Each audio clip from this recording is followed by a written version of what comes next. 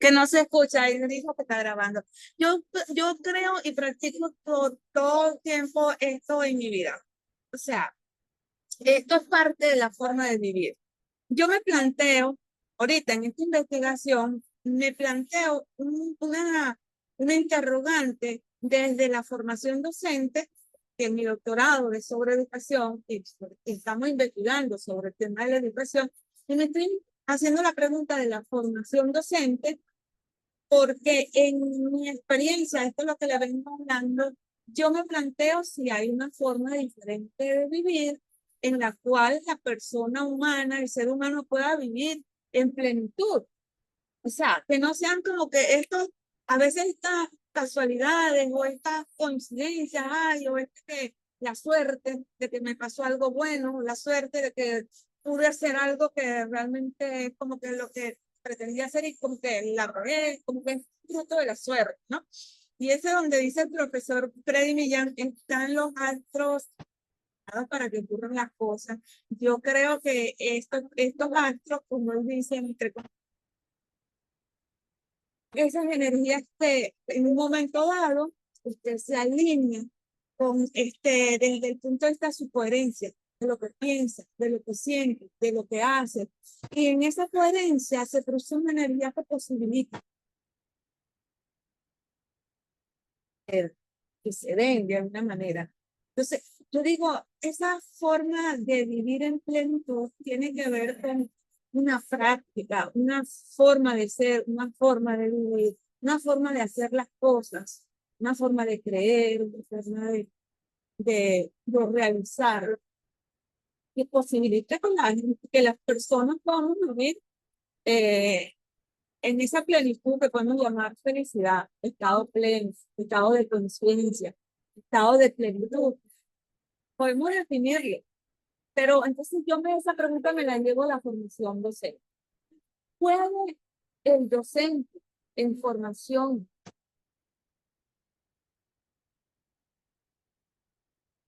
es una humana que experimente una vida en plenitud o viva en plenitud o para la plenitud? ¿Cuáles son las condiciones? ¿Cuáles son las condiciones? Esa visión, esa experiencia, esa sensación, Exacto. concepto. Entonces, esas son preguntas que surgen de esta investigación. Por ejemplo, mire, ahorita, las preguntas que yo les mandé para generar con este debate pueden cambiar y pueden cambiar de giro dependiendo del interés que vamos teniendo en la conversación y la dinámica. Esa es la idea. Las preguntas son yo, más nada. Es una excusa, exacto. Pero fíjense, y le hago ahorita este paréntesis. Ahorita en este momento que estamos en el oeste, ocurrieron unas cosas y muy interesantes, incluso que se dieron.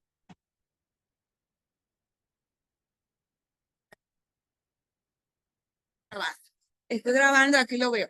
Entonces, para que salgamos los dos ahí, por lo menos, no es que lo vamos a publicar ni nada, sino para que quede. Pues. Entonces, después yo lo desgrabo. Entonces, fíjese, cuando hicimos esa primera conversación con lo que surgió de su entrevista del profesor Millán, de la persona que se editó esto, fueron ocurriendo unos giros en cuanto a la percepción de definir ciertas categorías. El interés sigue siendo el mismo porque desde el principio lo que me ha guiado es esta pregunta. ¿Es posible una formación docente para el cambio, para la transformación?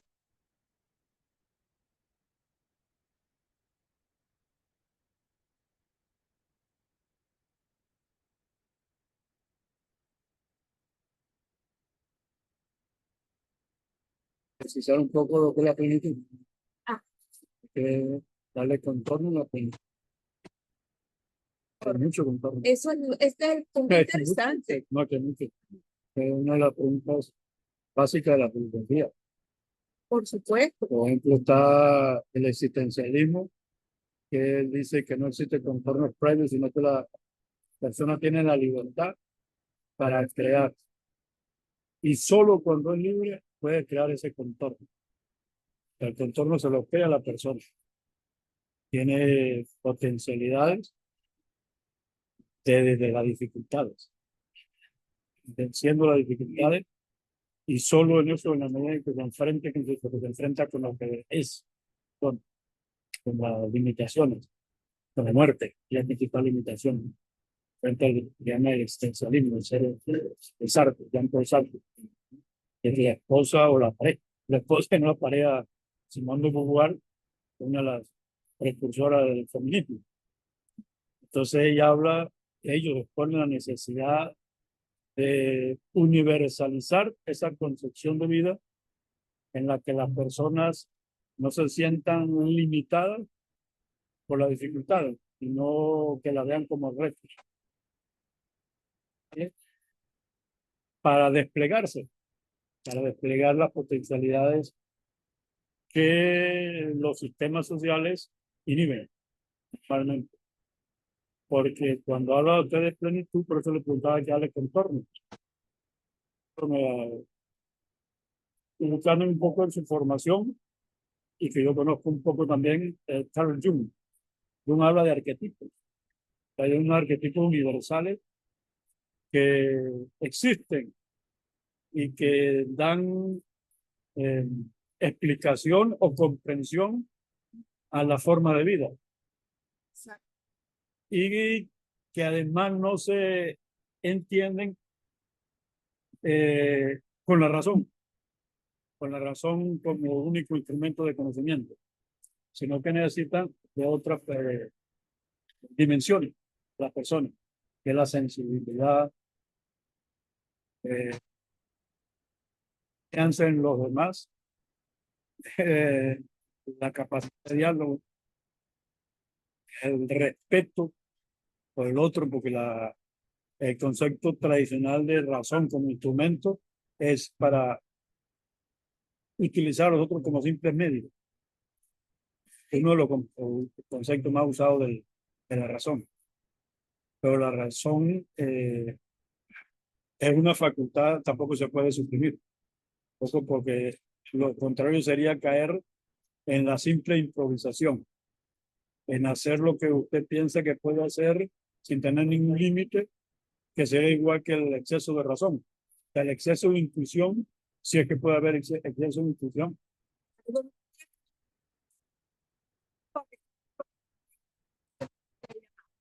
Okay, disculpe, por eso Sí, no. ya lo voy a Pero decir. que estamos empezando Sí. para que no se venga, porque si no aparece por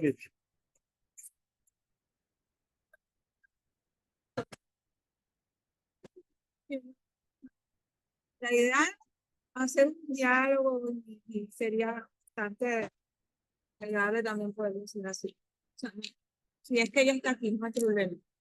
Como usted prefiera. Estamos aquí cerca, A ver, estamos cerquita. Yo le había dicho por eso que se viniera ahí antes. bueno, profe, no lo quería porque me encanta lo que estábamos mencionando. Este punto donde está. Esta definición o este acercamiento a la plenitud desde el punto de vista tanto existencialista como desde el punto de vista psicológico, porque cuando habla de Jung, ya estamos hablando de este inconsciente colectivo, de este arquetipo. Me parece súper valioso, profe. Ahí es donde hay que dar el contorno, porque Okay. el inconsciente se opone a lo consciente. Entonces hay toda una serie de pensadores que cuestionan que el inconsciente sea capaz de dimensionar la vida humana. Y Jung expone, cuando yo entiendo, los motivos que lo llevan a él para cuestionar lo contrario, que la razón sea el único medio de sobrevivir. Entonces, ahí es donde está la discusión, creo yo, formativa, de formar qué tipo de, qué es lo que usted se pregunta, qué significa vivir en plenitud, porque plenitud no es un concepto abstracto, No. no pudiera ser, tiene que ser un concepto primer humano. Entonces, lo humano, como usted dice, tiene distintas dimensiones. Entonces hay que enfrentar, la formativa es una, pero no la única. La dimensión estética, porque la formativa tiene contenido. Entonces, toda esta situación es la que ¿cómo se llama? Exige reflexión, disponibilidad, apertura de la mente, del corazón, de la inteligencia. Y en la situación que se presenta, que yo he visto, es que precisamente la educación no favorece ese tipo de maduración personal. O sea, porque se ha quedado en la parte de adaptarse, nada más, que el individuo se adapte al mundo que llega. Entonces, en esa adaptación se pierden muchas particularidades, se queman por el temor a ser desadaptado. Entonces, la educación tiende a uniformar. Y entonces, al uniformar, las iniciativas particulares, la respuesta única que hay que darle a este planteamiento que se estaba formulando, desaparecen. O sea, no pueden surgir. No hay condiciones para que surjan. Ese es uno de los nudos críticos que yo veo en este sector de educación. Hay que revisar entonces cuáles son los contenidos, las metas, las evaluaciones que se propone la persona que se ha interesado, que se preocupa por ser docente o por realizar esa potencialidad o esa plenitud desde la docencia. O sea, en docencia entendiendo que es que enseña y que vive en esa constante de enseñar y aprender. O sea, Excelente, mire, sí, un aspecto muy importante en cuanto, como dice, bueno, hay que darle forma a este concepto de plenitud. De hecho, estamos acercándonos a poder darle una forma, contextualizarlo y esto, como les dije, porque en principio, o sea, yo había contemplado esto que usted escribió, esta posibilidad de trascender, en las dificultades, de superarse, de ponerse incluso por encima de las dificultades, era algo que yo lo consideraba como trascender.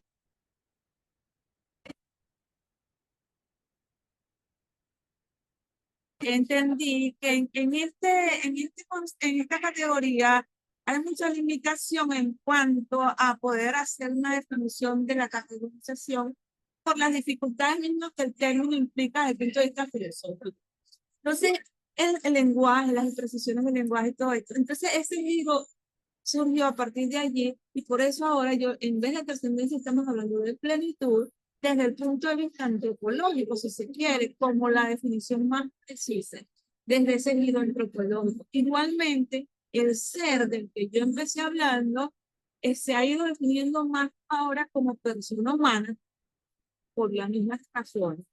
Entonces, desde esa definición, ¿considera usted que esta plenitud es más factible en hacerla como definirla dentro de la persona per se por la condición que tiene el humano como persona?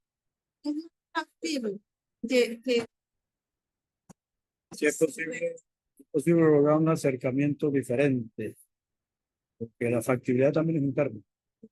la posibilidad. Sí, la factibilidad es un término que apunta un poco a la rentabilidad. Entonces eso choca con Sí. O sea, choca no, sino que es importante aclararlo. Entiendo. Creo yo. Claro que sí. En este caso, la precisión del lenguaje sería la posibilidad. Sí, sí, sí. La posibilidad. Sí, sí, sí. Pueden descubrir nuevas posibilidades sometiendo a consideración la percepción de la persona. O sea, comprender al ser humano no como un individuo que está independiente de los demás, completamente, tampoco. Tampoco es un átomo en el mismo. Ni tampoco dependiendo. Porque que depende, si depende mucho es porque no es el mismo tampoco. Se sumerge en la masa o en el grupo.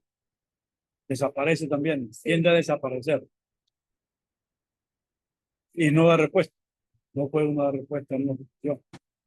Si no llegara a lo que se llama la interdependencia, que uno descubre el otro y el otro descubre las limitaciones que tiene uno y las ventajas, y a la vez uno potencia las ventajas que tiene el aprendiz o el discente. Entonces, desde ese sentido, es que habría que revisar lo que se llama conceptualización, que no es solo concepto, sino la visión, la percepción, la sensación de la persona en la formación. Y es donde creo yo que se traza todo un discurso que cuestiona la formación como simple transmisión de conocimiento o como simple adaptación a la sociedad. Porque es que la sociedad la forman precisamente los seres humanos, la crea, la que ama, lo que la vamos creando. A veces sin darnos cuenta, como dicen directamente los psiquiatras, bueno, inconscientemente con el modo de reaccionar y de valorar sin que nos percibamos nosotros mismos a lo demás, creamos tipo de sociedad, tipo de escuela, tipo de enseñanza. Entonces buscar la manera de repensar todas esas posibilidades inherentes a la formación, creo que es una de las tendencias a la que apunta usted con las preguntas y con las inquietudes que he escuchado ahorita aquí en la mañana. Entonces, para hacer esa especie de giro antropológico, usted está llamando, de que no sea solamente una postura social partidista, no sea partidista de grupo, de masa, sino que incluya el ser individual, pero no como alguien aislado, no como un átomo de la física, que no necesita, ni tampoco como alguien, de un engranaje. Esa es otra condición mecanicista. Una la persona que es la que tiende la educación, ¿verdad? Forma parte de una cadena en la que todos van cumpliendo sus funciones sin saber para qué, sin ser conscientes. Ese es el mecanismo. Que a eso para mí es a lo que tiende mucho del currículum, mucha de la carga valorativa o evaluativa que hay en el currículo, pues se busca eso. La persona cumpla una función social que tampoco es función social, no que eh, sirvan de ejes para que no se tranque la máquina social, y que la máquina social es producción. Producción. Toda la educación se basa en que la persona produce. Y se le pide a la persona que produzca como produce cualquier otro de los instrumentos creados por lo que diría en la sociedad. Eso también hay que revisar. También es bueno. Es una tarea que no acaba nunca porque mientras exista la relación medio, naturaleza y ser humano, va a estar esa tensión. La tensión va a subir dificultades y yo creo que es donde están los distintos aportes de la ciencia. Son la historia y la antropología. Así veo yo la parte del planteamiento de la problemática que pudiera usted estar haciendo. Nos preguntamos si existen, si los obstáculos están en la formación docente o en la praxis del docente, de la docencia, para que no se pueda dar esta forma de aprender a vivir en esta plenitud. ¿Dónde estaría? ¿En la formación o en la praxis? En ambas partes, incluyendo la mente del docente, la mente del que enseña, la historia del que enseña, porque la mente tiene historia, poco la mente está aislada, está concretada, ¿no? Situada en la familia. Entonces, la crisis que hay en el nivel familiar, globalmente ya reconocida, porque la familia integra una sociedad que va cambiando, va modificando. Eso afecta esto que usted dice, el logro de esa plenitud. Entonces, los cambios no están solamente afuera, sino también adentro. Hay una relación entre el ser humano y la naturaleza social del ser humano. Entonces, en la medida en que uno se reconozca y los demás lo reconozcan a uno en ese engranaje que no debería ser un engranaje productivo, porque no somos simplemente unos productos que los otros están esperando un resultado, que es lo que se convierte muchas veces en la educación.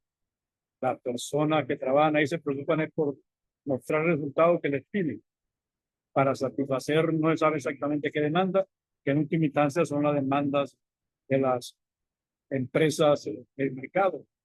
En la educación es un producto del mercado también.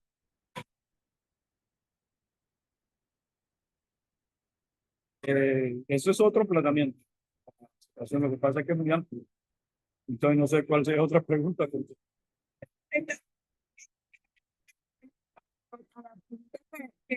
Yo teníamos planteadas aquí las preguntas, seguramente que ellas van a ir surgiendo en la medida. Sí, entonces fíjese, esta es una de las que yo consideré que en lugar de la que habíamos planteado al principio, ya contestamos un poco sobre este giro también intersubjetivo. Digo, ¿cómo se explica ese giro intersubjetivo desde esa noción antropológica de persona humana que se exige en la complejidad de la formación hoy día? Es decir, usted habló, sí, ese es un ser humano que está engranado, que no es solo, no es un átomo. Ya estamos entrando ahí en punto de la intersubjetividad, ¿no? Entonces, sí, ya de alguna manera estamos ahí, que la dinámica nos va llevando a responder a las preguntas, aunque no en el mismo orden, pero ahí van, ¿no? Entonces, acaba usted de mencionar algo interesante que dice que el cambio en la praxis. Sí. Y para comenzar, estos obstáculos están en la mente misma del que se informa, digamos, del docente. Pero ahí usted está mencionando otra parte del lenguaje que es importante, que es la praxis. O sea, la praxis no es una práctica como cualquiera. No es una práctica cualquiera, exactamente. Síganme hablando que yo aquí lo la praxis se entiende como el quehacer del docente que se va identificando y que va descubriendo lo que es la docencia y lo que no es la docencia. No un hacer simplemente por hacer. Eso es un hacer inconsciente. Sino la praxis es como algo formativo, entonces está incluido por completo. Praxis no se puede separar del pensamiento. No se debería separar, pero en un momento también tenemos esa dificultad porque la finitud, las limitaciones que tenemos, nos solicitan que las sistematizaciones no sean acabadas, sino que estén sometidas a constantes cambios, modificaciones. Entonces no hay una definición de de una vez para siempre, ni puede ninguna tesis agotar lo que es la relación entre praxis y pensamiento, lo que me preguntaba. Eso es algo que se va dando en la medida que uno se incorpora, porque también está el peligro de que yo hable de la formación docente como si yo estuviera afuera, como si yo tuviera todas las respuestas. Y ahí me engaño, empezando que me engaño yo. Ahí vuelvo a lo que yo decía al principio de Sócrates, que solo sé que no sé nada. La capacidad de uno saber lo que no sabe es un requisito del ser humano y de reconocer que el otro sabe cosas que uno no sabe también, pero que uno sabe cosas que el otro no sabe. Ese juego de que es el conocimiento, la parte epistemológica, parte epistemológica de la educación, o sea, una epistemología intersubjetiva, no supernatural. Consciente. ¿Cómo puede ser una epistemología inconsciente? Plenamente consciente tampoco, porque no conocemos todo lo que es la persona que dice que solamente sé que no sé nada. O sea, eso de nada también hay que es la relación entre el cosmos como organización y el caos como desorganización es un tema también importante. O sea, no se puede comprender bien el cosmos sin el caos. Yo creo que tampoco se da el caos sin el cosmos. O sea, la persona tiene caos y cosmos. Todos. El que aprende y el que enseña. Es caótico, pero también es cosmológico. O sea, tenemos organizado nuestra manera de ver, pero también tenemos desorganizaciones. Esa tendencia a organizarse y desorganizarse tampoco se pueden suprimir. O sea, no para yo desarrollar todas las potencialidades, puedo tener la creencia de que entonces voy a estar sin ninguna desorganización. Tampoco es válido tampoco es completamente formativo plantear ese tipo de relación en la enseñanza y en el aprendizaje. Porque entonces yo solamente voy a estar como el que no se equivoca, como el que está en el cosmos, como el dueño del cosmos, y el otro va a ser el caos, el otro nunca va a saber nada. Eso tampoco me parece formativo. Es propio de otra antropología, una antropología que puede llegar que crea condiciones totalitarias de enseñanza y de aprendizaje que también están amenazando constantemente a la educación y a la sociedad cuando se intenta buscar organización democrática. Es otro tema. Otro tema que me imagino que ustedes tocan aquí en su trabajo. Y la forma de organización de cómo dentro de este caos que estamos hablando, porque o sea, digamos que somos la manifestación de lo que complementa el caos, que es la reorganización. Sí, se reorganiza y se desorganiza. Usted ha nombrado varias veces la conciencia y también ha hablado desde esta cita Sócrates, de solo sé que no sé nada. En este solo sé que no sé nada, yo reinterpreto que es como el darse cuenta de que en este plano de la inconsciencia hay más de lo que yo considero, ¿verdad? Que en el plano de la conciencia. O sea, es más lo que desconozco, porque yo no sé ni siquiera lo que está allí que no conozco, de lo que conozco. Sí. Desde el plano de la conciencia. Bueno,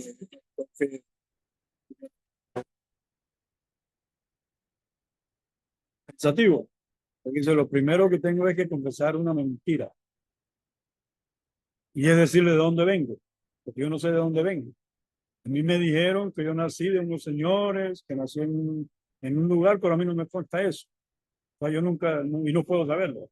Yo nunca sé de dónde nací, ni quiénes fueron mis padres, yo no sé. O sea, yo creo en lo que me dijeron, que mi papá es tal persona, mi mamá es tal, y que nací en este sitio. Pues esa es la primera mentira que tengo que confesarles a modo de presentación. O sea, yo no sé realmente de dónde vengo, ni quién soy. A mí me han dicho que yo me llamo Carlos Bruceño, que nací en Trujillo, pero a mí no me consta eso. Y no puede costar porque yo no era consciente, no era plenamente consciente ahí. Entonces, esa situación de desconocimiento que usted dice, de que es más lo que desconocemos que lo que conocemos, es lo que crearía siempre posibilidades de apertura y de revisión a creencias que consideramos inmodificadas, a historias que consideramos que ya están cerradas, a evaluaciones que hacemos los estudiantes que pensamos que ya son definitivas y que no las pasamos por la propia vivencia, por la propia experiencia, por el propio límite de nuestro raciocinio. Esa es la otra parte que me parece que a la que apunta esa situación que usted dice. De partir de que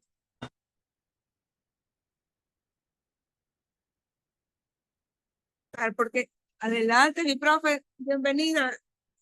Está buenísimo que llegue ahora porque se quiere sentar ahí al lado del profesor para que estoy grabando desde la computadora. Logramos, perdimos un poquito de tiempo haciéndolo, pero logramos que puedo grabar porque así incluso puedo compartir la grabación con ustedes si quieren. Estoy desde Zoom. Que tardamos un poquito por cuestión de cómo se conectaba la señal y todo eso. Pero bueno, chévere, bienvenida, profe. Estoy con el profe Carlos aquí, para que usted aparezca también ahí.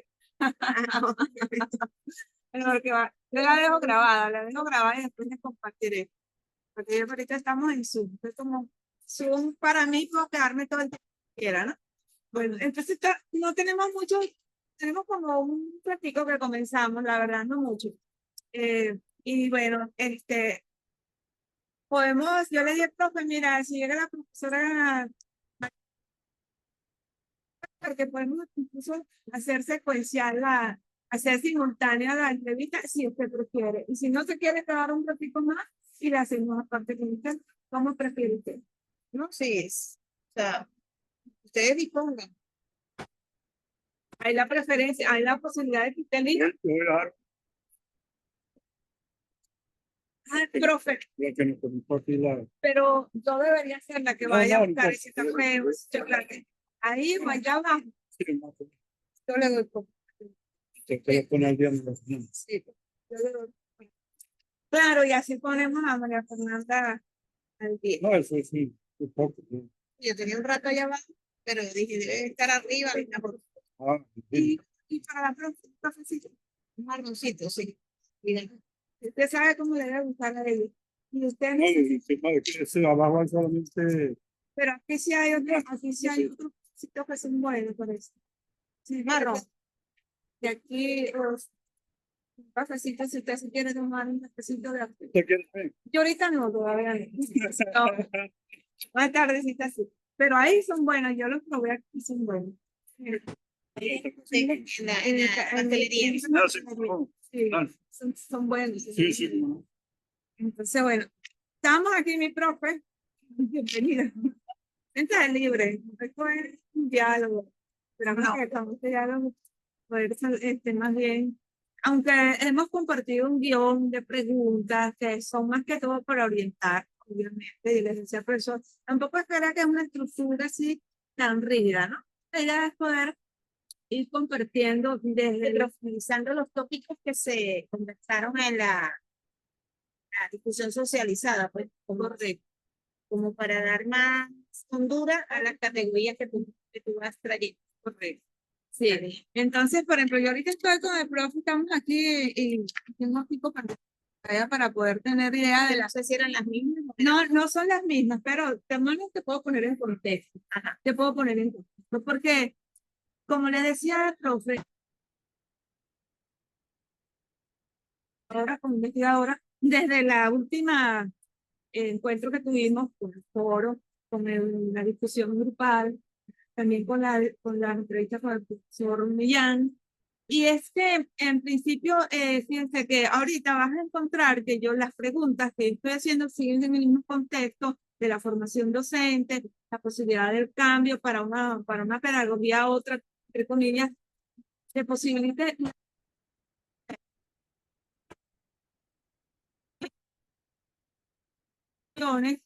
he encontrado como que la posibilidad de un giro en cuanto a no cambiar las categorías como tal, sigue siendo formación docente, y lo que yo empecé hablando como trascendencia del ser por precisiones de lenguaje,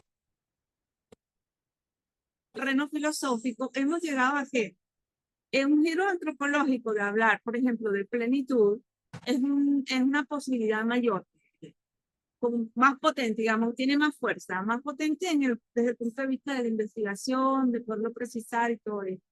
Igualmente, la dimensión ser, conversarla o verla desde el punto de vista de la persona humana, que también es otro. Entonces, fíjese, la investigación viene como en la misma línea, solo que hay como una presión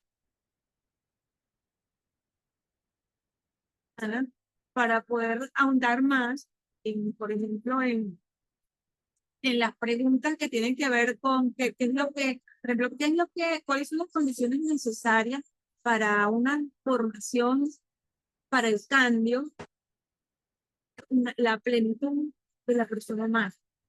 una pregunta fundamental, ¿no? Y para contextualizar por dónde, ¿no? Entonces, bueno, si quieres conversar un poquito sobre esta, porque es válida para, bueno, Siempre partiendo del hecho de que a poner cerca por Sí, si acaso sí, el porque no es tan individuo- fuerte, sí, y no es tan potente. es grande. El hecho de que la persona humana como ser inacabado, como ser en continuo desarrollo, en continua formación, ese es un principio pedagógico que debemos nosotros en la formación docente. No, no, profe, yo creo que Que tengo de otra sencilla que 120 bolívares.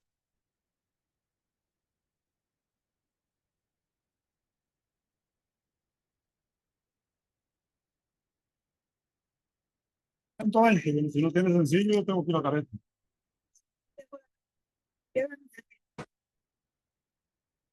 Entonces la clave la sí, se va. ya no tomen así. Porque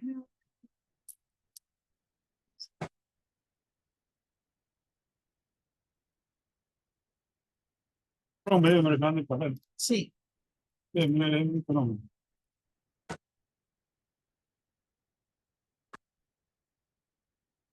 La cédula. esa es la cargo. Y disculpen,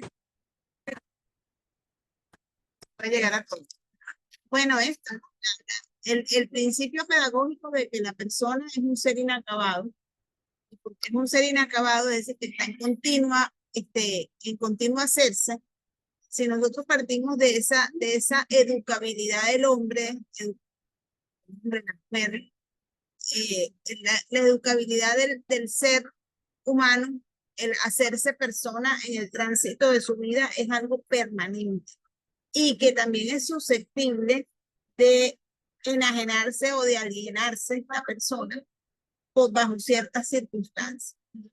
Y la educación, yo la veo precisamente esa parte formativa de la educación, porque a veces también tenemos que distinguir que a veces la educación, hablamos de educación y estamos hablando de los sistemas educativos, estamos hablando de cuestiones más.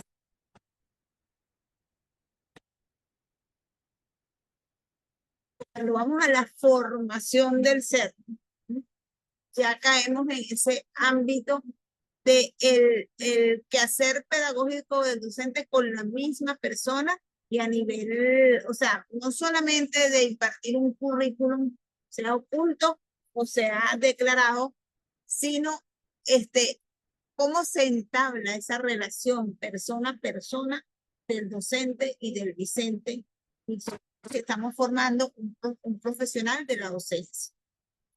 Porque de ese vínculo persona a persona es que se puede llegar a ese proceso formativo del ser, porque no estás administrando simplemente un contenido, sino una experiencia, la vivencia. Vamos a decir, trascender lo inmediato para ir a lo que permanece en el espacio y en el tiempo. Es decir, yo me puedo valer de la administración de un programa de formación X en una asignatura, pero yo debo administrar y debo procurar experiencias de vida, primero que nada, que sean unas experiencias que orienten hacia esa plenitud de la persona, hacia esa plenitud. Entonces, muchas veces vemos, bueno, primero que nada, situarnos en el ser de la persona. ¿Qué está necesitando esa persona en ese momento? Hacia el contenido de la asignatura, sí, pero resulta que unos tienen unas necesidades y otros tienen otras necesidades, o carencias y otros tienen otras carencias. Entonces, yo tengo que modelar ese currículum hacia partiendo de ese lugar de vivencia y de experiencia humana que tiene la persona para traerlo o sea, procurar, ¿verdad? Que todos culminen no vamos a decir en el mismo nivel, pero sí o sea, el camino que va a hacer cada uno, a lo mejor es diferente, es un camino compartido, pero es un camino que va hacia un contenido común, pero desde diferentes lugares cada persona. Entonces, cuando un alumno te plantea una circunstancia personal, sea que tenga que ver directamente con su parte académica, miren, no tengo los medios tecnológicos, por ejemplo. No tengo, o sea, o sencillamente cuestiones humanas, familiares que intervienen en el proceso de aprendizaje, como puede ser en este momento tengo esta circunstancia familiar, económica o de salud que esté interviniendo.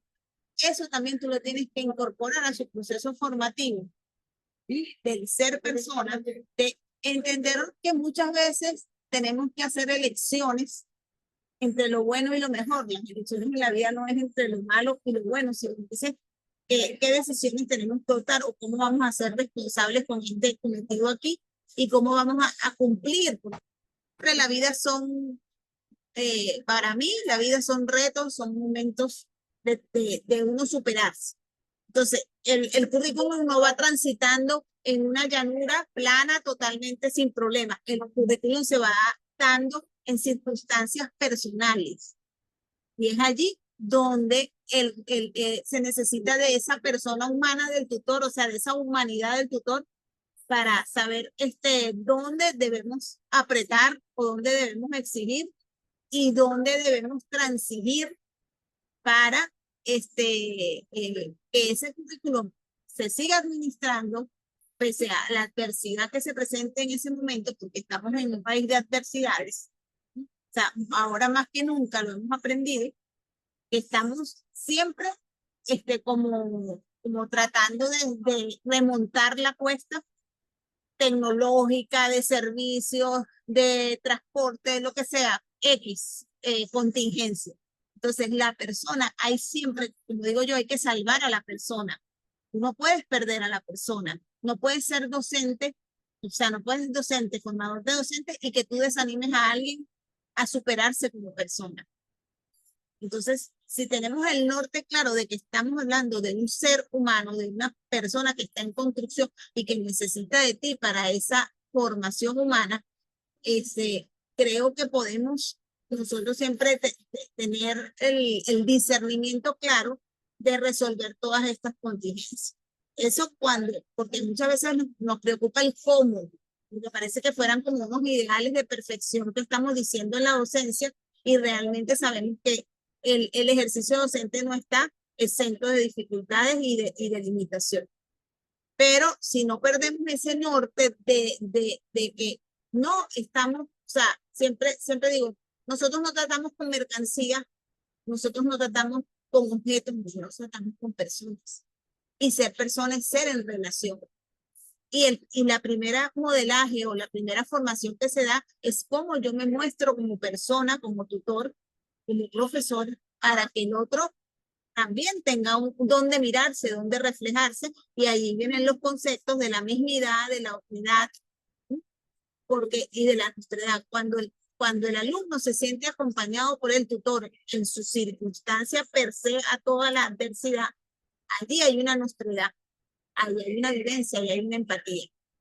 Y entonces hay una trascendencia del ser, porque no se quedó limitado, encajonado en esas circunstancias adversas y atropellamos a la persona porque hay que dar el currículum. Yo tengo que evaluar, se debe cumplir el currículum, se debe cumplir con las metas educativas, pero también se debe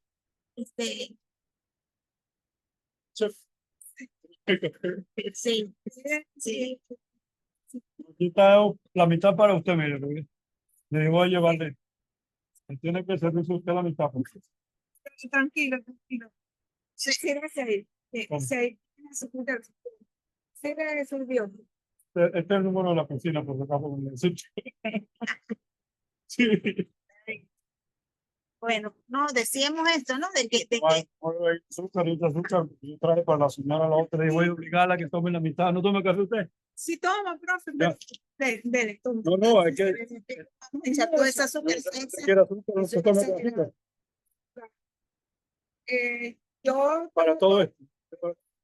Pero si no, dale Yo tomo, si tomo un poquito de azúcar, póngale un poquito, pues. Ya, yo tengo un poquito. Te pongo allí. Sí, sí. Pues si no, esto, Sé lo que sobra, pero como no vamos a beber ese kilo de azúcar porque No lo pongo. no, pero es que el vasito hace falta. Usted no toma azúcar.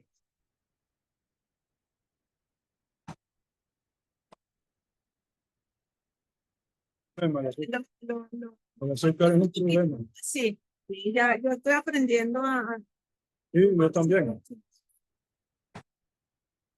cuesta un poquito, pero hay que hacer el esfuerzo. Este es el capítulo, la sí. De la nostredad. Sí, justamente eso, ¿no? Este es de la metodología, de que a Salud, veces bro. nos cuesta, que a veces el marco teórico.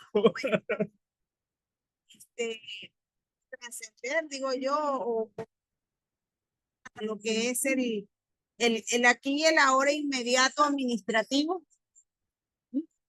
Y nos agobiamos nosotros los docentes en lo administrativo, que es lo instrumental. Y si no tenemos, o sea, ¿para qué estamos aquí? Asombroso. Bueno, sí. Ya, sí, está bien, no me lo remuevan. Pues. Ah, Gracias. ¿para qué estamos aquí nosotros? ¿Para sencillamente poner una calificación y firmar un acta o para formar a la persona? O sea, a veces estamos más concentrados enérgicamente en lo administrativo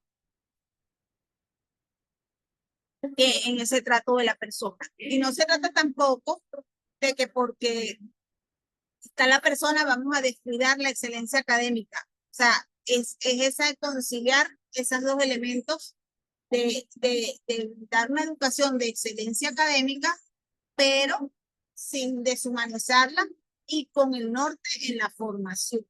La capacidad de que la persona haya hecho un trayecto humano de crecimiento en ese administrarse el currículo, nuestro caso en la educación universitaria de formación docente. Porque los currículos hoy en día tienen un énfasis bastante técnico en cuanto a la incidencia que está teniendo la tecnología sobre nosotros, por ejemplo, y también la parte, por ejemplo, si investigamos mecánicamente, pensando que es imponer un paradigma, paso a paso, como tipo receta de cocina, no solamente porque el alumno a veces no quiere, o sea, no lo enseñamos al proceso reflexivo cognitivo del razonamiento y de la argumentación, sino también porque no hacemos de la investigación un proceso que genere un conocimiento que transforme la realidad, que impacte las vidas humanas.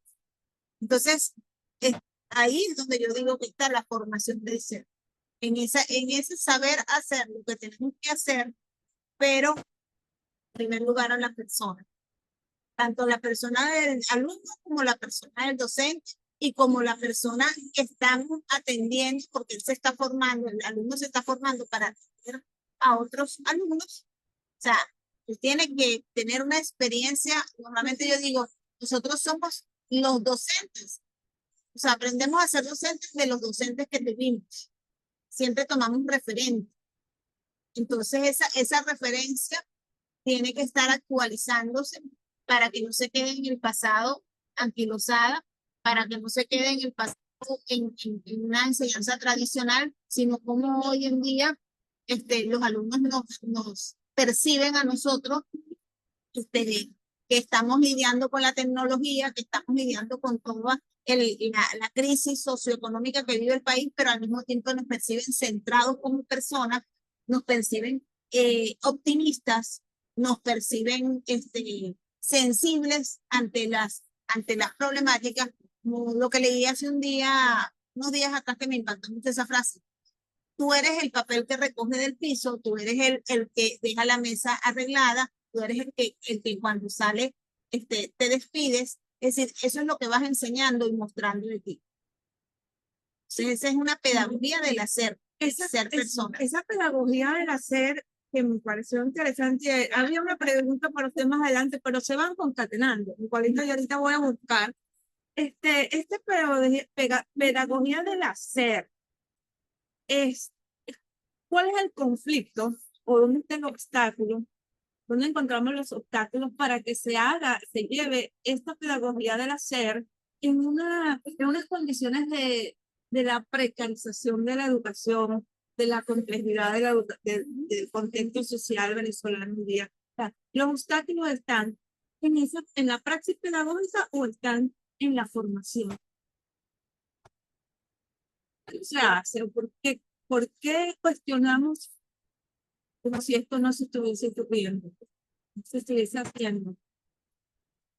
Mira, hay una frase muy típica que dice, cada maestrico tiene su librito, ¿no? Cada quien tiene su forma de hacer pedagogía, de hacer docencia, y en ese particular, esa pedagogía desvinculada del ser, sino es un hacer pedagógico, pero un hacer donde donde se ponga en realce la persona humana, el principio de la dignidad humana. Por ejemplo, cuando yo exijo al alumno de situaciones que no me detengo a ver su contexto. El otro día converso con una profesora y estamos dando la misma asignatura, ella un grupo y yo otro. Y yo, por ejemplo, no he pedido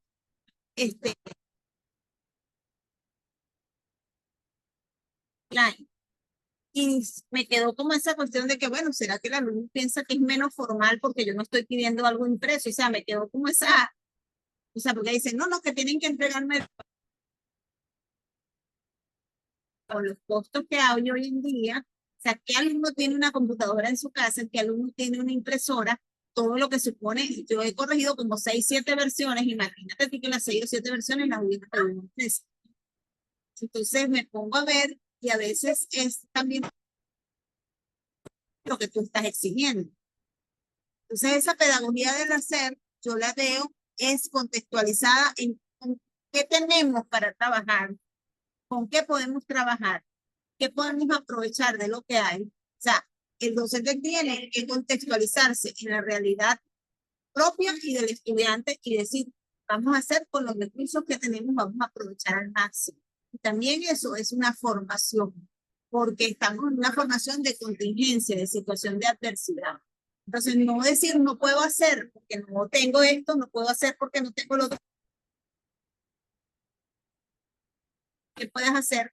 O entre los dos decidimos crear algo a partir, o sea, vamos a arquear qué recursos tienes tú, con qué tienes el otro compañero, o lo vamos a hacer, que no sea una carga, que no sea un obstáculo insalvable para todos, pues, sino que sea un proceder de una manera consensuada, porque es en esas pequeñas negociaciones en que enseñamos al alumno a no ser, vamos a decir, si tú no das la oportunidad de elección, como lo enseñas a elegir, si tú no das la oportunidad de negociación, ¿cuándo aprende el alumno a negociar? Si siempre todo es vertical, ¿cómo después vamos a querer formar un ciudadano democrático que no sepa negociar y que no sepa defender su punto de vista? O sea, queremos que el alumno se someta a mis directrices, pero después le voy a exigir que sea un ciudadano dialogante.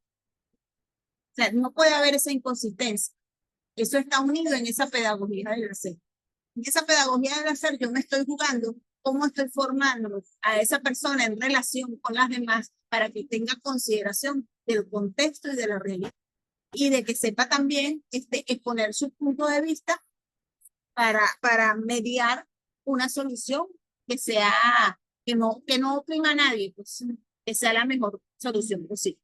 Y creo que eso a veces lo consideran, algunos docentes lo consideran pérdida de tiempo, el sentarse a dialogar sobre estas cosas.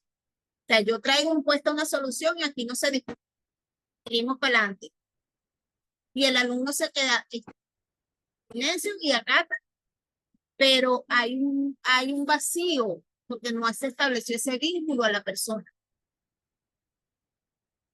Con el profesor nos habíamos quedado en un punto bien interesante y lo voy a conectar para hacerlo dinámico y que la entrevista se pueda incluso hacer así dinámica, ¿no? Y él habló de un punto que lo conecta con lo que vienes hablando, acerca de que reconocer una premisa partir de una premisa de reconocer de que hay mucho de lo que ignoramos, de lo que no sabemos, más de lo que sabemos, que el profesor tiene esa célebre frase que la repite de, yo solo sé que no sé nada. Nos quedamos ahí porque yo le rescaté la idea de cuánto de lo que nosotros no conocemos, cuánto mucho más hay de lo que no conocemos, de lo que realmente sabemos. E ignoramos que no lo sabemos. Entonces, en este ignorar de lo que no sabemos, desde el inconsciente, que hablamos de esta parte inconsciente y lo consciente que hay en la mente de este docente que se forma, ¿cuánto de eso puede haber la resistencia al cambio? O sea, resistir a hacer las cosas diferentes ante unas circunstancias complejas, diferentes. La precarización, por ejemplo, que es un tema tan importante hoy día en la educación. ¿Cuánto de eso puede estar primando en que se dé ese cambio? Se pueda facilitar esa formación, ese cambio en esa formación para una plenitud o para un ser en plenitud. Acerco para que... Siento que esto pensaba un autor que decía que la primera mentira que quería comunicar era que en realidad él no sabía quién era. Él simplemente confiaba en los demás que le habían dicho que era Carlos Briceño, que era de Trujillo, porque no tenía manera de verificar eso. O sea, yo no sé, en realidad, y no puedo saberlo. O sea, yo en el momento que nací yo no era consciente. Me dicen que otros eran conscientes. Entonces es el punto de arranque para entender lo que es el ser humano. O sea, no es un ser completo, no es un ser acabado, no es un ser que se conoce a sí mismo porque es un engaño. Un engaño. Y pretender que sabe más que los alumnos también continúa la situación de engaño. Y en eso el desconocimiento está al día la tecnología. O sea, acercarse al mundo tecnológico creyendo uno que sabe más que los demás, porque la tecnología sabe más que uno, eso implica obstáculos para conocer y para conocerse y para entender qué es lo que puede conocer el que aprende o el que enseña. Esas dimensiones de lo desconocido están presentes en el mundo virtual, en el mundo tecnológico y en la enseñanza. Entonces, esas realidades, lo que usted las aborda o las tiene en el horizonte de la tesis para dimensionar o redimensionar el aspecto formativo de los docentes de no sé dónde. O sea, porque no ahorita no me el espacio a la trascendencia, el ser docente, la trascendencia y qué más es. Sí,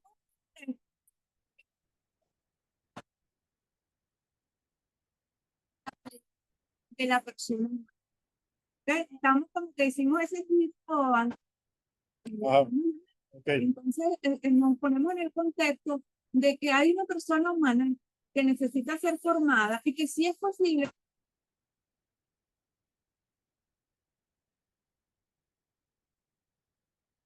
trabajo desde la plenitud. ¿Sí?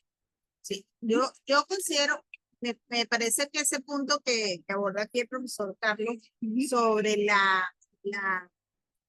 vamos a decir, la sombra de lo desconocido que se cierne sobre lo que yo sí conozco, muchas veces abruma al estudiante que se siente pequeño delante del profesor, o sea, lo de la minoría de edad que dice Cano, de que a veces no tomamos la autonomía sobre nuestras propias decisiones porque nos sentimos como en una minoría de edad respecto a la autoridad en la materia. Creo que es muy importante en este momento, y he visto que esto da resultados, o sea, yo lo he visto con mis alumnos de pregrado, hacerles notar, de todo en este momento de precariedad que dices tú, en este presente del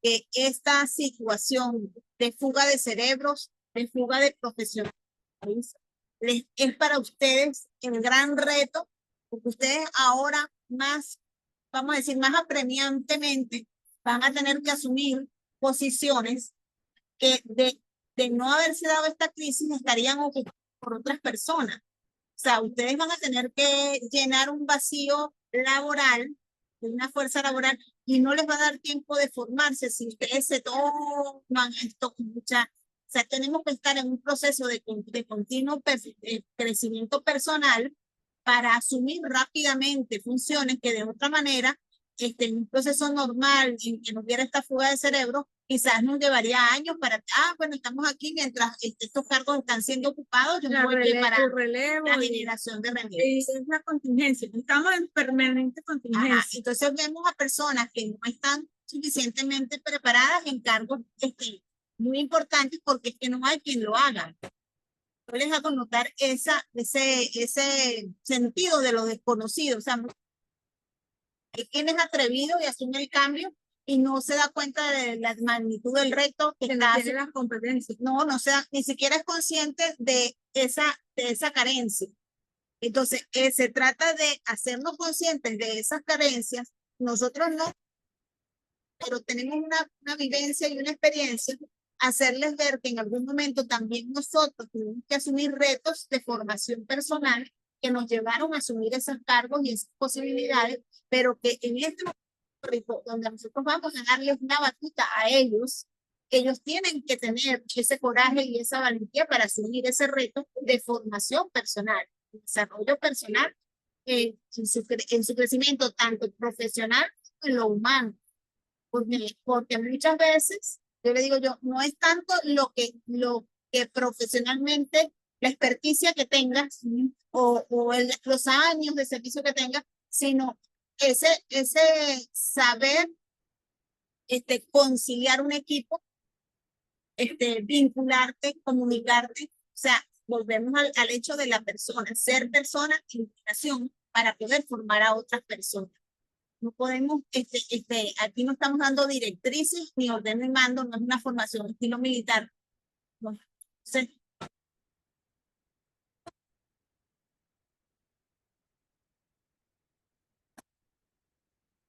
Él también está en una situación de emergencia donde tiene que afrontar una realidad que si bien para el estudiante puede causarle susto, miedo, angustia, ansiedad, el docente también está en las mismas condiciones. ¿Cuál serían, digamos, los obstáculos del docente a superar en cuanto a la resistencia a enfrentar este cambio? Porque hacer algo ante algo diferente no lo puedo hacer como lo hacía antes. O sea, no puedo seguir haciendo lo que hacía antes ante una circunstancia diferente, compleja. ¿Cuáles son esos miedos, esas ansiedades? Porque nosotros somos docentes, somos profesores, hemos vivido de esto y también como seres humanos nos enfrentamos desde nuestras ansiedades, angustias, esta parte humana, ¿no? ¿Está grabando todo? Bueno, los miedos, está hablando con los temores. Los miedos pueden ser hacer una abstracción de la realidad, o sea, no concebir los límites de la propia acción, desdibujarse, estarse desdibujado, eso produce temor, sentirse uno perdido en el mapa donde se movía, se cambiaron ya las coordenadas, entonces la desorientación es una de las causas de temor. Ahora esa desorientación puede estar inducida indirectamente, como es el caso de las tecnologías, de modo que no nos demos cuenta de que nos están desorientando y enseñemos a los estudiantes una cuestión desorientada sin no darnos cuenta. Por eso digo yo que solo sé que no sé nada. Y además la imponemos como don, como creencia, que tienen que escucharnos, pero exactamente no sabemos qué es lo que tienen que escuchar. Esa revisión de esos tipos de conocimientos creo que es básico para para afrontar el riesgo, para buscar opciones de plenitud. O sea, porque quedarse empantanado lo lleva a uno a un nihilismo. También es la situación de no creer en nada. No cree en uno mismo, no cree en los demás. Que también no puede estar políticamente favorecido. Y podemos estar afectados por la parte, estoy tocando la importancia de la política, de las decisiones macro, que afectan al docente que está en el salón de clase y afectan al estudiante.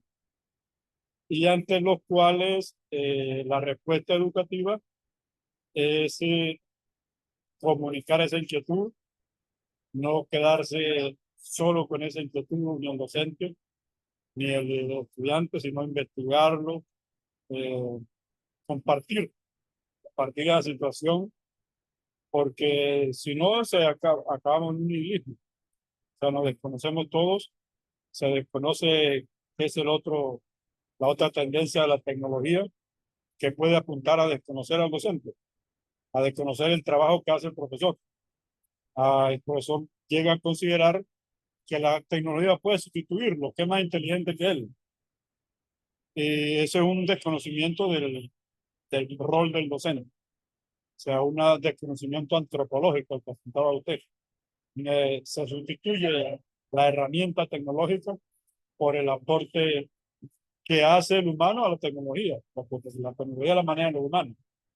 Entonces, si el docente llega a creer que es más importante la tecnología, porque él no es capaz de salir de la situación, está aniquilándose. Está aniquilando y está aniquilando la educación. Y eso es una realidad, una amenaza constante en los cambios, presente en cada cambio. Podemos quedarnos en los cambios. La educación puede quedar en los cambios, los profesores también, los sistemas educativos se quedan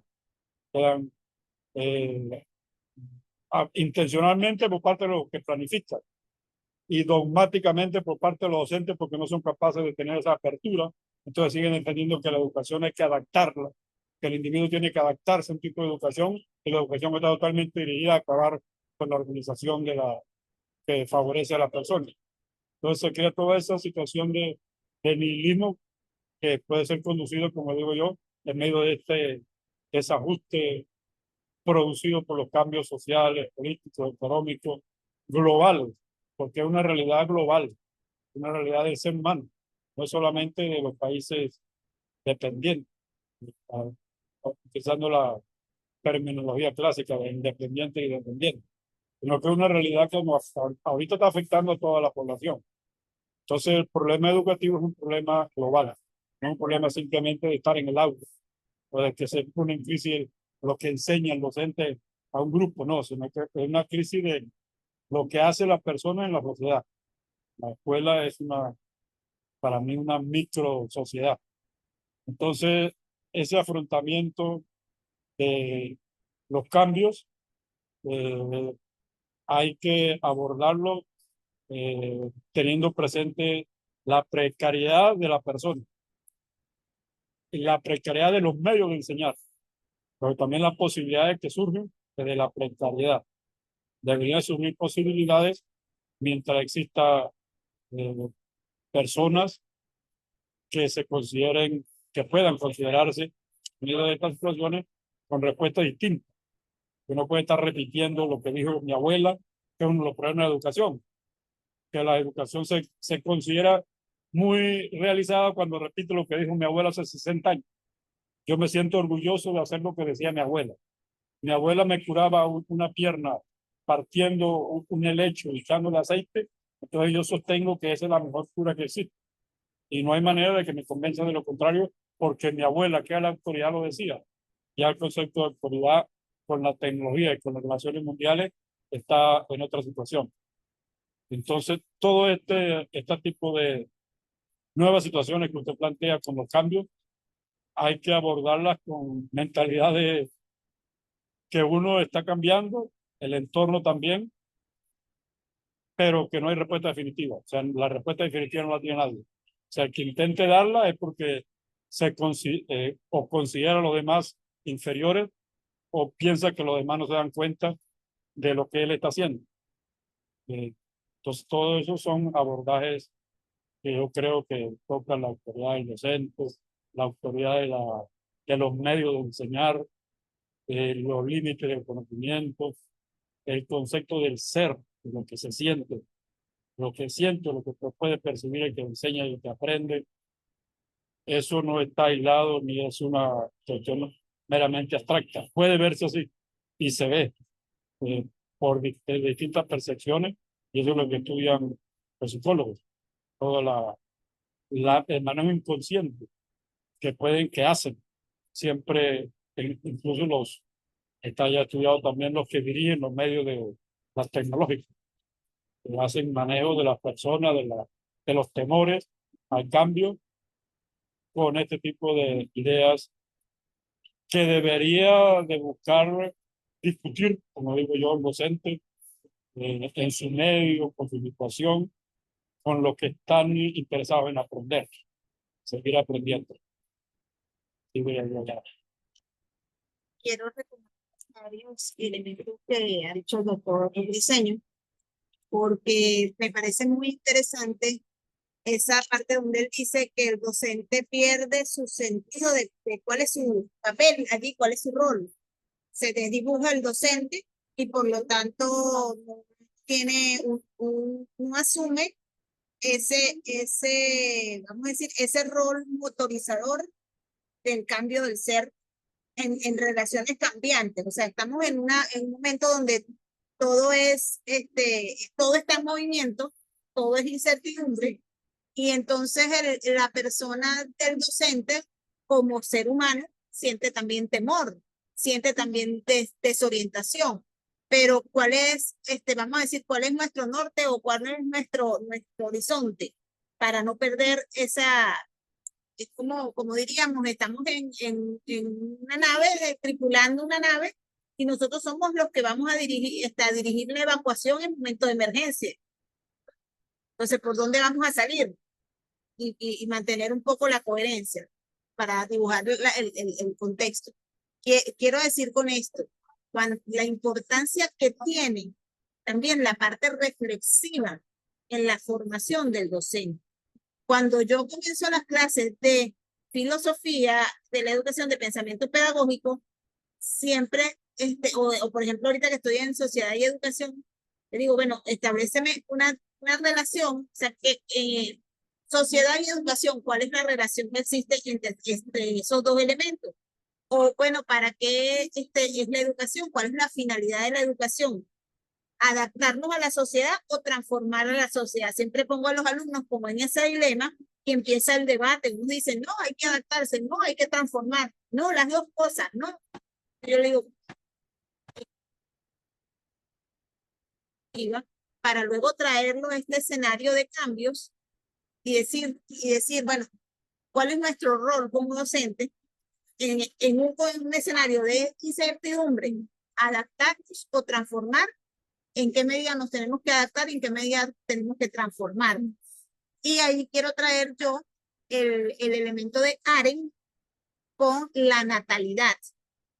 Cuando Aren nos dice que el ser humano es un ser en condición de natalidad, siempre de crear algo nuevo, y o sea, esa natalidad no es solamente de multiplicarse, crecer y multiplicar, sino es una natalidad de creativa, de nacer y surgir de lo que está en plena crisis.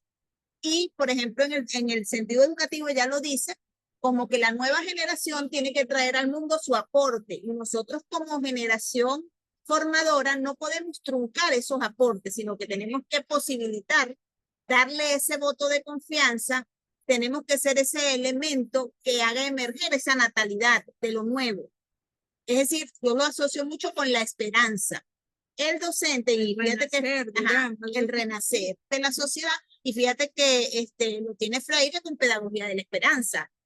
Entonces, nosotros no podemos ser nunca truncadores de la esperanza de que hay una posibilidad de cambio, pero, o sea, que un cambio que nosotros deseemos y dirijamos, o sea, no una turbulencia o un torbellino que nos envuelve y nos sacude y nosotros no sepamos, como una ola que nos revuelca hacia quién sabe dónde, sino un cambio hacia dónde quieres ir tú y cuál es el mañana que tú deseas construir. Es decir, la libertad del ser. O sea, estamos ante una opción de libertad. Es verdad que hay una turbación, hay un cambio, pero ¿cómo te quieres ubicar tú y cuál quieres que sea tu rol? Entonces, de ahí de la libertad viene la responsabilidad y el compromiso. Y entonces, ahí está la formación del carácter, que eso es algo muy antiguo, ¿verdad? Pero es una formación de la conciencia moral del individuo. ¿Qué voy a hacer yo ante esta circunstancia difícil? ¿Cuáles son las opciones que voy a determinar, o sea, a elegir? Es decir, un poco no ubicarme como una masa, sino como una persona con conciencia, voluntad, libertad, teniendo conciencia de persona, no teniendo conciencia de masa. O sea, es que la masa no tiene conciencia, la masa se deja llevar. Entonces, si yo me ubico ante los cambios con una conciencia personal y con una conciencia que nos da mucha suspicacia esto de conciencia protagónica, pero sí, hay que tener un sentido de un yo y un nosotros, sentido colectivo de que para qué estoy aquí en este momento histórico como persona en relación a mi comunidad, en relación a mi sentir colectivo, pues, o sea, hacerme también empático para yo sentir que tengo un papel en el mundo. Entonces, si realmente me he identificado con esta vocación docente, es esa vocación de hacer que el otro también sea, yo formarme como persona para que el otro también sea persona. Y ese sentido de la esperanza. Yo siempre digo, yo como docente no puedo truncarle el deseo de superación a nadie, se lo tengo que alimentar. Mi principal tarea es hacer que se supere. Una de las primeras respuestas que vino a mi mente cuando tú dijiste qué hacer en tiempos de crisis es no dejar de formarnos como docentes. A veces nos replegamos y no vemos la oportunidad por ejemplo, ahorita está en boga lo de la inteligencia artificial y hay muchas oportunidades gratis, inclusive, de una charla, o sea, el siempre estar en formación. Y claro, hay que tener discernimiento en qué curso sí, en qué curso no nos vamos a apuntar, porque tampoco puede ser una avidez incontrolada de formarnos. Sí, simplemente por decir lo hice y tengo un credencialismo, pero sí sentir que voy comprendiendo, precisamente por de que hay un espacio que yo no sé y no conozco, pero yo tengo que seguir formando. No es que yo me considere que ya yo llegué al tope o que en estas circunstancias adversas ya no puedo hacer más nada, porque el día que yo pierdo la esperanza y el día que yo dejo de ser yo, ese principio de natalidad, ese día también lo estoy transmitiendo a mis alumnos. Esa negación de la natalidad y esa la desesperanza. O sea, una estética de la desesperanza. Sí, sí. Entonces, esa experiencia es importante de que en el cambio y en la situación, bueno, adaptación o transformación. Transformación, ¿en qué sentido? ¿Cuál es mi rol en este momento? ¿Hacia dónde me quiero dirigir? Y tener esa capacidad de natalidad, de creatividad, de aporte. Y bueno, aparentemente sería como esto como muy dogmático, o sea, pensar que esto va a salir porque sí, porque yo me lo propongo y esto va a salir. No, pero no va a salir, claro, no, pero sí tiene que haber la actitud. Es muy importante la actitud, porque la actitud derrotista o la actitud sumisa, o sea, educar para una sumisión, educar para no hay remedio, una desesperanza, o educar para un pobrecito yo, ayúdenme, no es el rol del docente, y mucho menos en una circunstancia como la que estamos viviendo. Y mencionando la libertad y esa posibilidad que es la que hace el cambio o la transformación, sí es posible educar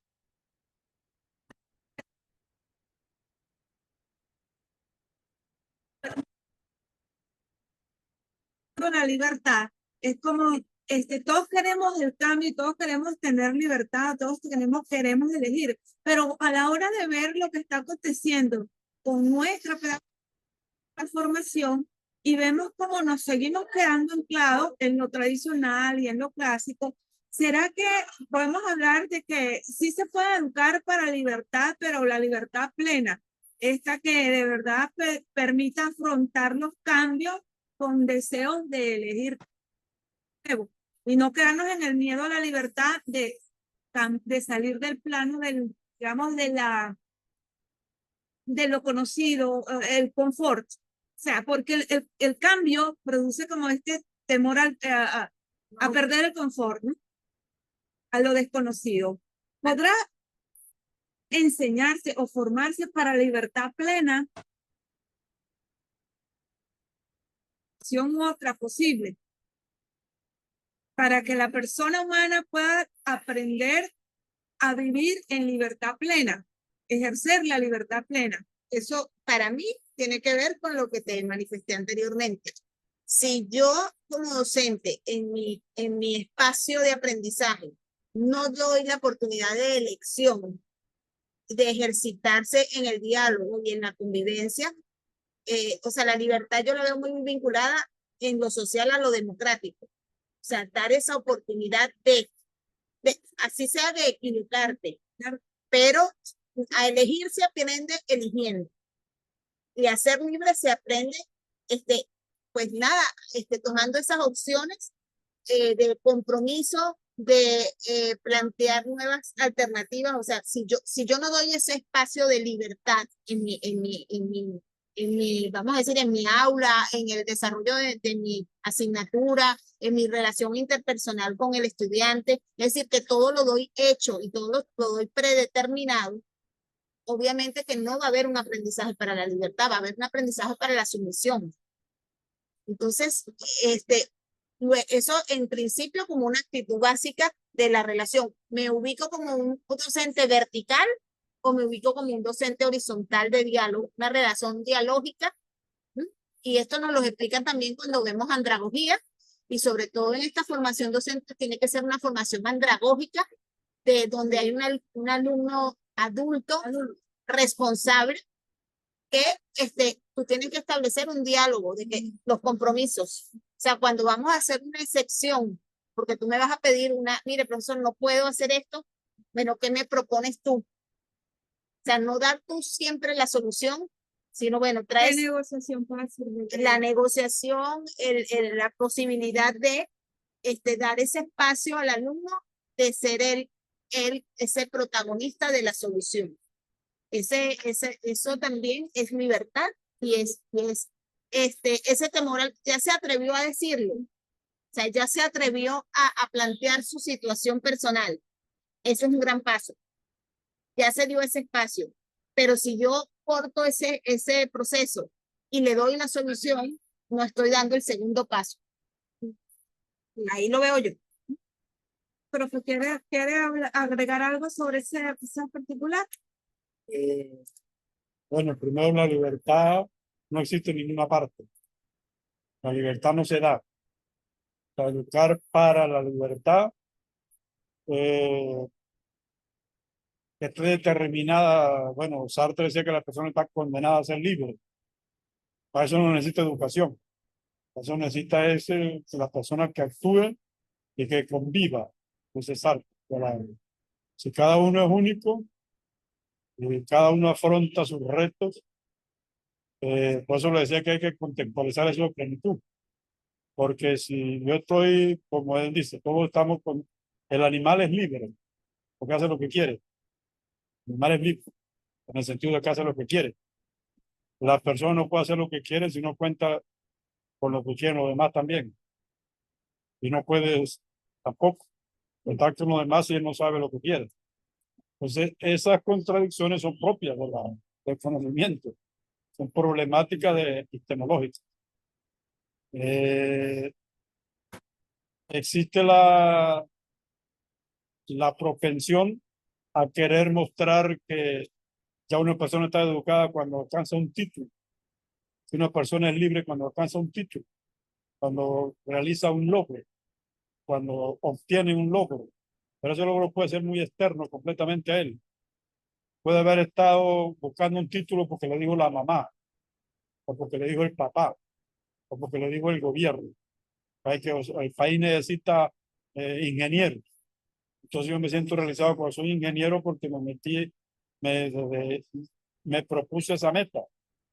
Yo no estoy seguro de que sea libre porque se puso la meta, sino si no se lo hubiera dicho el Estado. Entonces, la libertad hay que revisarla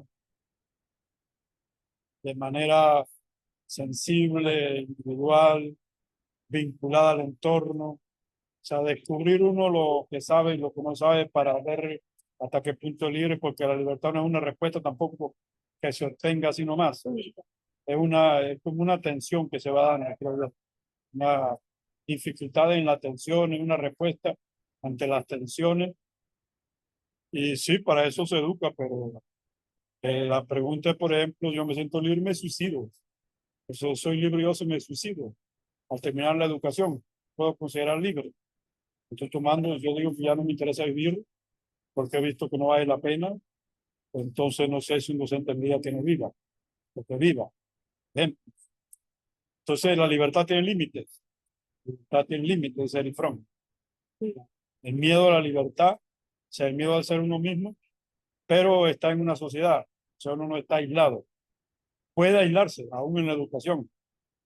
Puede la educación ayudar y favorecer el aislamiento, en lugar de buscar descubrir los puntos que diferencian, hacer consciente de los puntos que tienen que estar siempre diferentes, que no pueden igualarlos, y fortalecer ese tipo de objetivo, de metas, como parte del desarrollo personal y social. En ese sentido se puede educar sería para la democracia. En un ambiente democrático tiene que... Es que se me ocurre ahorita pensar si se puede educar para la democracia en un ambiente totalitario, que debería de poderse si contamos siempre con la voluntad personal, con la posibilidad de potencializar las diferencias individuales, la capacidad de responder de distintas maneras a las situaciones no previstas. Es posible entonces educar para la libertad, aún estando en situación deficiente, de estar casi sin libertad, o tener una libertad muy deficiente, muy natural, bien natural. Esos son los problemas que yo veo en la educación, a menos que se conciba la educación como adiestramiento, que ese es otro que había que definir. O sea, ¿qué estamos hablando cuando hablamos de educar para la libertad? Se va a adiestrar a alguien para que así sea libre. Yo voy a decir que es libre cuando haga lo que yo quiero, porque ese es el otro problema de los profesores, que le ponen 20 alumnos porque dicen lo que él dijo. Entonces es muy inteligente, muchacho. Me dijo exactamente lo que, me entendió todo lo que yo dije. Sí, pero repitió, él repitió sencillamente. Entonces no sé si ahí se educa para la libertad o para el adiestramiento, o se está confundiendo la libertad con adiestramiento. Entonces esas son situaciones que son interrogantes que nadie tiene la respuesta, como digo yo, a menos que me considere que sea Dios, suponiendo que existe un Dios que tenga todas las respuestas y que sea humano. Entonces, ya no sería Dios. Todas esas son las contradicciones que yo veo en la problemática de la educación. Excelente. Y ese punto me parece tan interesante porque la libertad en el totalitarismo, por ejemplo, o sea, es posible vivir en libertad plena o para la plenitud en circunstancias tan contradictorias como, por ejemplo, un totalitarismo. Perdón que lo pongo y te dejo ahí porque esta libertad, este concepto de libertad también me vino cuando pensé en esta obra famosa de Víctor Frankl, que es el autor que escribió esta obra en medio del Holocausto. Hombre, ¿en qué sentido? Sí, entonces la libertad es esta última, porque la última es la que nos pueden quitar, ¿no? La libertad última. Y vivir en circunstancias como esa, como un totalitarismo, como una circunstancia Límite. límites y complejas como podríamos poner única en nuestro contexto venezolano. Entonces, todo esto cabe dentro de somos formadores en estas circunstancias. Ahora, conociendo el contexto en que habla el doctor Diseño y precisamente de estos ejemplos que parecen que son como dice, el razonamiento al absurdo, ¿no? Ser libre para suicidarme, ser libre para, es decir, para mí, o sea, yo lo vuelvo a llevar al plano, quizás por mi condición de formación religiosa, o sea, mi pregrado es de licenciatura en pedagogía religiosa, y soy creyente plenamente, vinculo siempre la libertad a la dignidad de la persona. Entonces vamos a la condición antropológica del ser persona y reconocer el valor de no solo de mi persona, sino de nosotros como personas. Claro. Entonces, para mí la libertad no es solamente la posibilidad de elegir, educar para que la persona elija, por ejemplo, educar a un niño para que sepa elegir lo que se va a poner, o sea, darle la oportunidad al niño que escoja su ropa, darle la oportunidad al niño que escoja su juego o a dónde, cuando vamos formando a ese niño para esas pequeñas decisiones que luego son el soporte de las grandes decisiones, porque si no lo enseñaste a decidir pequeñas cosas, ¿cómo esperas que decida grandes cosas? Entonces, como docente, también veo que esa capacidad de elección se encuentra con ese respeto o ese concepto de la dignidad de la persona propia y ajena. Yo no puedo, con mi decisión, ir contra mi ser de persona ni contra el ser del otro. Entonces, si mi decisión es destructiva hacia mi persona o hacia la persona del otro, ahí está pasando algo. Ahí está pasando, o sea, ahí está interviniendo también, o sea, ¿dónde está ese sentido de equilibrio emocional, de equilibrio afectivo? O sea, nos vamos un poco como a la pirámide de Maslow, donde están las necesidades fundamentales de la persona, si están cubiertas o no están cubiertas, porque eso me está llevando a orar destructivamente. Yo, a lo mejor ya estoy tan exacerbado en alguna de esas necesidades que me quiero liberar de esa necesidad y siento ese desespero, esa desesperanza de llevarme a un suicidio. Entonces va muy vinculado a esa condición humana, contingencia. Está la condición humana según Ana Arendt, pluralidad, natalidad, con todas sus consecuencias, pero también está la contingencia. Soy un ser que aquí en una hora tengo unas necesidades básicas. Y cuando siento que mis necesidades básicas están perdidas, no están en su grado óptimo, pues también me veo me veo, ya se puede decir que pierdo mi libertad porque estoy actuando en función de suplir unas necesidades. Y allí viene el elemento formativo de que muchas veces, si no hemos formado la conciencia moral, las opciones es cuando tengo hambre, robo, cuando quítate tú para ponerme yo, o cualquier otra de estas alternativas que me llevan a atentar contra el otro o incluso contra mí mismo, porque veo en el suicidio una solución a mi problema. Entonces, es que esa integralidad del ser, esa necesidad global del ser, en lo espiritual, en lo emocional, en lo físico, en la seguridad, que lo es todo, porque la seguridad puede ser una seguridad material o una seguridad afectiva o una seguridad el que vive en un ambiente de violencia.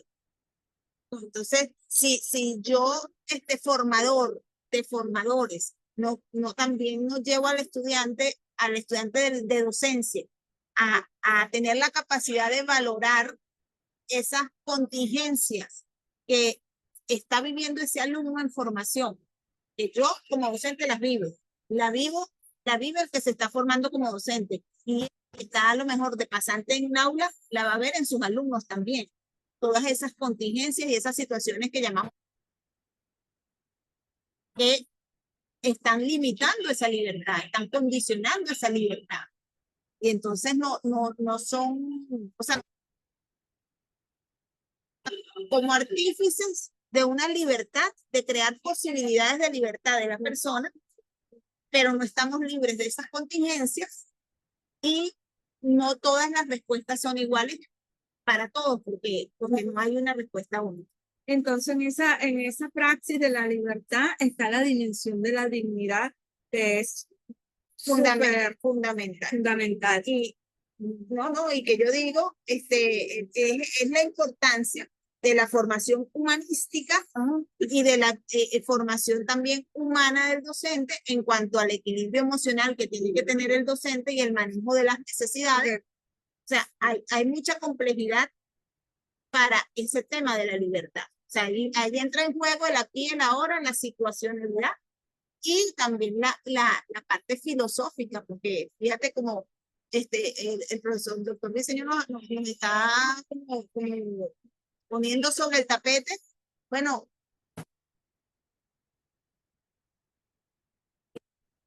ese es un principio de Sartre, de existencialista, o sea, y esto es, guste o no nos guste. Claro, existimos y porque existimos tenemos posibilidades. Entre eso está la de elegir. Sí. Estar o no estar, Y ser o no ser, y equivocar. vivir o no vivir, porque si eso es como decir, dentro de esa esfera del existencialismo, ¿no? Bueno, y de equivocarnos, por supuesto. Es muy denso, como pueden ver, ¿no? Pero todas las preguntas, y fíjate, no las he pasado porque yo más o menos conozco las preguntas que yo te pasé en ti y ya han venido surgiendo todas las preguntas que tenía sobre el pensamiento, el cual el profesor, las hemos venido como en esta dinámica, porque la idea del guión no es que no ambiente, pero fíjense que han surgido. Y bueno, tampoco quiero como agotarlo con el tiempo, porque eso está desde temprano. Y no lo quiero agotar. Si me permiten un par de preguntas más, tal vez, o una ronda más de preguntas. ¿Quieres agregar algo? No, había una pregunta que tú me hacías allí con respecto a lo que decimos del sentido común que dice Vico, de salir de lo propio hacia lo ajeno, hacia lo extraño. Y es un poco eso, ¿cómo puedo ser persona? Que yo siempre pongo entre paréntesis, ser en relación con otra persona. ¿Cómo puedo ser yo sin dejar de tomar en cuenta al otro? Entonces tengo que salir de mí para ir hacia al otro que es extraño y al mismo tiempo no me es ajeno porque, vamos a decir, no puedo considerar que el otro es totalmente diferente a mí, tampoco es totalmente igual, pero es un poco la ley de oro que nos decían en nuestra casa, aunque aquí entra lo que dice, porque lo decía mi abuela, no es que sea verdad, pero siempre nos decían, ponerte en lugar del otro, no hagas al otro lo que no te gustaría que te hiciera. Esa ley de oro fundamental de la moral infantil que se nos enseña, es casi lo primero que escuchamos cuando vamos a la escuela, no puedes hacerle eso, a ti te gustaría que te hicieran eso. Entonces, ese salir de mí, colocarme en el lugar del otro y decir, a ti te gustaría, es ese sentido común que unos autores, en el caso de Vico, lo habla de el sentido colectivo, el sentido comunitario, y también Arendt lo tiene como la suma de los sentidos. O sea, el sentido común para Arendt es, yo tengo los 5 sentidos que todos conocemos, la vista, el olfato, pero hay como un sentido común que reúne toda esa información que recibo de los sentidos y me está dando una totalidad y una globalidad que no llego a abarcar con un sentido objetivo, pero es un sentido subjetivo de la totalidad del momento de la realidad. O sea, la información que me viene por los 5 sentidos, más allá de los 5 sentidos, no es lo que veo, no es lo que oigo, es la suma de todo ello. Entonces, para vivir el aquí y el ahora de esa comunidad, sea familiar, sea escolar, de saber leer las situaciones, y entonces al niño hay que enseñarle ese sentido común, ese ponte en lugar del otro, sal de ti, no te quedes con lo que ves, con lo que escuches, sino lee el momento, interpreta, para poder verdaderamente cultivar esa empatía, cultivar ese ser persona, ese ser en relación.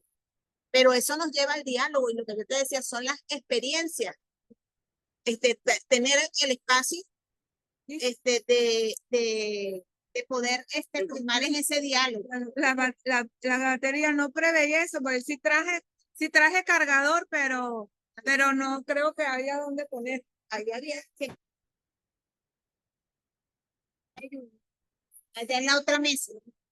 detalle que abarque, Bueno, el detalle que llegue, sí. esto no importa. Ok. Porque Pero ahora voy a preguntar, ¿y ¿se puede hacer algo como abajo no son capaces de hacer eso en la panadería?